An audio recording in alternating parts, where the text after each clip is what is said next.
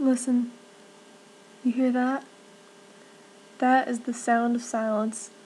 Fleeting as it may be, silence is honest and pure and beautiful. There are few places left in the world to be submerged in such a sacred realm as peace and quiet. That's why I believe in the peace and quiet of nature. Growing up, I had a quiet voice, but a loud mind.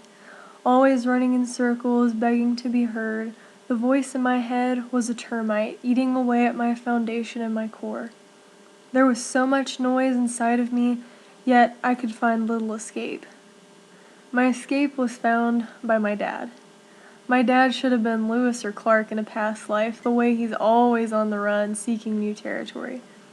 His new adventure he wanted to take me on was hiking the Appalachian Trail. Now, woods and bugs and trees were nothing new to me.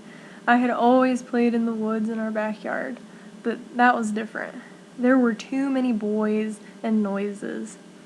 No, what became new to my soul was the silence of nature held within the expansive tree-studded trails. When Dad and I arrived at the mouth of the trail leading up to Springer Mountain, I was taken aback by the steep incline of hill. What was even more shattering was the quiet wind swirling around us and the soft whispers of insects and birds. It could have been creepy, but my 13-year-old mind was hooked. Coming from the loud parking lot, walking past the screeching children on a playground, and checking in at the hectic front desk, it seemed like this path should be worlds away from all that chaos. Dad and I began the trek up the mud-packed trail, speaking few words to one another. But after half an hour, I was consumed. The liquid hum radiating from the trees was enchanting. The buzz of insects and scuffle of animals didn't intrude on the silence, but protected it. It was as if they were respecting the silence, tiptoeing around to not disturb it. 8 miles up the mountain, and I felt good, as if I had sucked helium or my mind was skipping through a fog. I happily realized my mind had stopped screaming.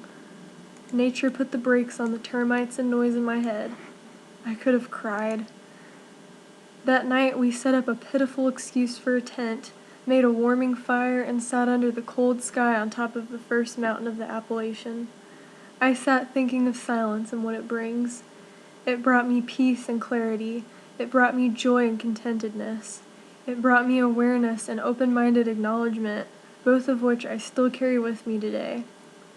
For all these reasons and more, I believe in the power of nature, woven with the silence that carries your soul to peace.